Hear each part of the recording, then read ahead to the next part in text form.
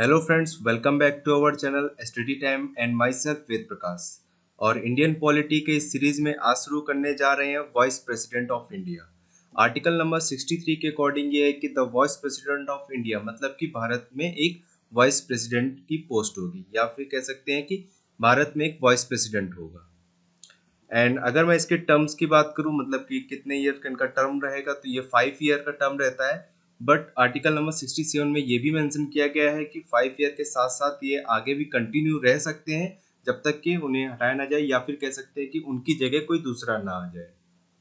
And फिर आता है ओथ। ओथ दिलाने के लिए यहाँ पे प्रेसिडेंट ओथ दिलाते हैं वाइस प्रेसिडेंट को आर्टिकल नंबर 69 के अकॉर्डिंग। एंड आर्टिकल नंबर 69 के अकॉर्डिंग ये भी है कि अगर वाइस प्रेसिडेंट रिजाइन देते हैं तो वो प्रेसिडेंट को ही अपना रिजाइन सबमिट कर सकते हैं।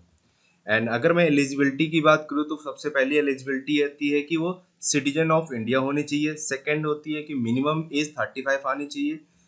And third is sound mind होना चाहिए। Fourth is no other source of profit under the government of India. And fifth and last is he should be eligible to be the member of Rajya Sabha. जैसे कि president में लोकसभा था, वैसे ही vice president में राज्यसभा के member होने में एलिजिबिलिटी मांगता है यहाँ पे। अब मैं अगर सैलरी की बात करूं तो प्रेसिडेंट में 5 lakhs प्लस अलाउंसेस था, वाइस प्रेसिडेंट में 4 lakhs plus allowance per month. Okay. And अगर पेंशन की बात करें तो 50% ऑफ हिज सैलरी। अब यहाँ पे एक सबसे इंपॉर्टेंट बात ये आती है कि जो vice president of India is the second highest constitutional office of the country. मतलब कि जो प्रेसिडेंट है वो फर्स्ट हाईएस्ट पोजीशन होती है और vice president second highest position होती है इंडिया में। Okay. And the chairman of Rajya Sabha is the vice president of India.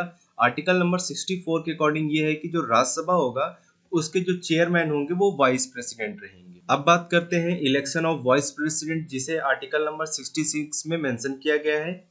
The vice president, like the president, he elected not directed by the people but the method of indirect election। मतलब कि यहाँ पे clearly बताया गया है कि president की तरह वाइस प्रेसिडेंट भी जनता के थ्रू डायरेक्टली इलेक्टेड नहीं होते हैं, बट एक मेथड के थ्रू वो भी इलेक्टेड होते हैं। मतलब इनडायरेक्ट हम ही उनको चुनते हैं, क्योंकि हम ही लोग संसद में लोगों को भेजते हैं और वही लोग इन्हें भी इलेक्ट करते हैं। He is elected by the member of an electoral college consisting of the member of both houses of parliament. Thus, this electoral college is different from the elected college for the election of the president in the following two respects। मतलब यहाँ पे clearly बताया गया है कि ये भी president की तरह करता है, बट यहाँ पे थोड़ा सा डिफरेंट है प्रेसिडेंट के इलेक्शन से।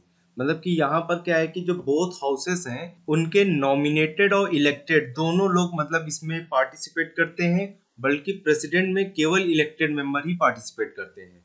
एंड प्रेसिडेंट में लेजिस्लेटिव जो असेंबली होती है वहां के भी लोग जो मेंबर्स होते हैं वो पार्टिसिपेट लेते हैं, बट वाइस प्रेसिडेंट के इलेक्शन में वो लोग पार्टिसिपेट नहीं ले सकते हैं। इसका मतलब ये है कि केवल लोकसभा और राज्यसभा के जो इलेक्टेड और नॉमिनेटेड मेंबर होते हैं केवल वही इलेक्शन में पार्टिसिपेट ले सकते हैं वाइस प्रेसिडेंट के। अब बात कर लेते हैं रिमूवल ऑफ वाइस प्रेसिडेंट। मतलब कि वाइस प्रेसिडेंट को अगर निकालना है, उनकी पोस्ट से हटाना है, तो उसके लिए क्या किया जा सकता है। तो उसके लिए केवल एक ही मेथड है, या फिर कह सकते हैं एक ही प्रोसीजर है। राज्यसभा में एब्सोल्यूट मेजोरिटी, मतलब कि जो टोटल मेंबर होते हैं उनमें 50% से ज्यादा का वोट पड़ा हो, और लोकसभा में सिंपल मेजोरिटी, मतलब कि जो प्रेजेंट है उस दिन उसमें से 50% से ज्यादा का वोट चाहिए होगा और वहां पे रेजोल्यूशन पास कराना होगा। इस तरीके से आप वाइस प्रेसिडेंट को उनकी सीट से या फिर उनके पोस्ट से रिमूव कर सकते हैं। अब बात कर लेते हैं powers and function of vice president की। तो पावर एंड फंक्शन की अगर बात करें तो सबसे पहले आता है he act as the ex officio chairman of Rajya Sabha. मतलब कि ये वाइस प्रेसिडेंट जो है वो चेयरमैन होते हैं राज्यसभा के। In this capacity his power and function are similar to those of the speaker of Lok Sabha. इसका मतलब यह है कि जो लोकसभा का स्पीकर होता है उसका जो पावर एंड फंक्शन होता है वही same power and function Rajya Sabha के चेयरमैन की भी होती है, मतलब कि वाइस प्रेसिडेंट का भी वही पावर एंड फंक्शन हो जाता है। सेकेंड बात करें कि he act as president when a vacancy occur in the office of the president due to the resignation, removal, death या फिर किसी और कारण से। He can act as president only for a maximum period of 6 months within which a new president has to be elected according to Article 65। Article 65 में साफ साफ clearly बताया गया है कि अगर किसी कारणवश प्रेसिडेंट रिजाइन दे देते हैं, उन्हें उनकी पोस्ट से हटा दिया जाता है या फिर उनकी डेथ हो जाती है, मतलब किसी कारणवश वो बाहर चले जाते हैं, इंडिया से बाहर जाते हैं किसी काम से, तो उस केस में vice president as a president work करेंगे। अगर मान लीजिए डेथ हो जाती है तो ऐसे केस, या फिर रिजाइन दे देते हैं, रिमूवल होता, तो उस केस में क्या है 6 मंथ तक का vice president as a president work कर सकते हैं और 6 मंथ के अंदर ही नए प्रेसिडेंट को चुन लेना होगा।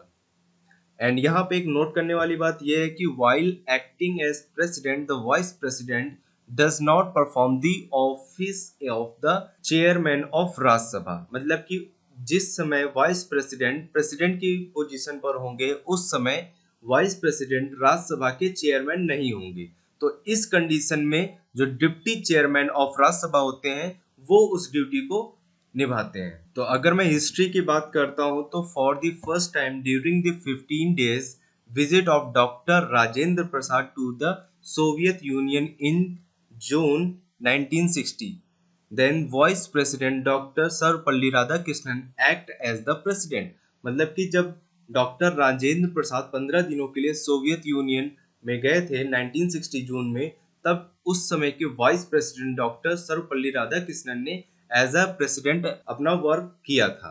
एंड सेकंड यहाँ पे याद करने वाली बात यह है कि for the first time in 1969 when the president doctor Zakir Hussain died. मतलब कि जब 1969 में जो उसमें के प्रेसिडेंट है डॉक्टर जाकिर हुसैन, उनकी डेथ हो गई थी, एंड उसी टाइम वाइस प्रेसिडेंट वीवी गिरी ने रिजाइन दे दिया था। तब उस समय के चीफ जस्टिस ऑफ इंडिया जो थे मोहम्मद हदायतुल्ला एक्ट एज प्रेसिडेंट। मतलब कि जो उस समय के चीफ जस्टिस थे उन्होंने एज अ प्रेसिडेंट एक्ट किया था, उस समय उन्होंने काम किया था। तो ये हिस्ट्री के दोनों पॉइंट्स बहुत ही याद करने वाली चीजें हैं क्योंकि ये क्वेश्चन बहुत आता है पेपर्स में। ओके, तो इस तरीके से यहाँ पे वॉइस प्रेसिडेंट की डिटेल्स एंड होती हैं। अब बात कर लेते हैं प्रीवियस क्वेश्चन की। एंड प्रीवियस क्वेश्चन था how many veto powers does the Indian president have. तो option number first is 5, option number second is 6, option number third is 4 and option number fourth is 3। तो इसका correct answer है option number 4, मतलब कि 3 veto power. तो ये 3 veto power कौन कौन सी थी हमारी? Absolute veto power, suspensive veto power and pocket veto power. चलिए बढ़ते हैं क्वेश्चन ऑफ द डे की ओर। एंड आज का क्वेश्चन ऑफ द डे का क्वेश्चन है what is the current salary of vice president. मतलब कि इस समय जो वाइस प्रेसिडेंट है उनकी सैलरी क्या है। Option number first is 5 lakhs plus allowance, option number second is 6 lakhs plus allowance, option number third is 4 lakhs plus allowance and option number 4 is 3 lakhs पर अलावेंस।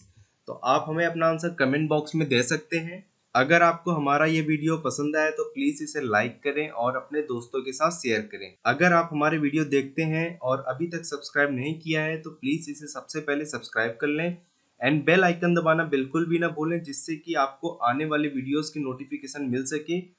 अगर आपको करंट अफेयर्स भी चाहिए तो आप हमारा इंस्टाग्राम पेज को like कर सकते हैं, उसको फॉलो कर सकते हैं एंड जिसका लिंक डिस्क्रिप्शन में दिया हुआ है। और यहाँ तक का वीडियो देखने के लिए बहुत बहुत धन्यवाद।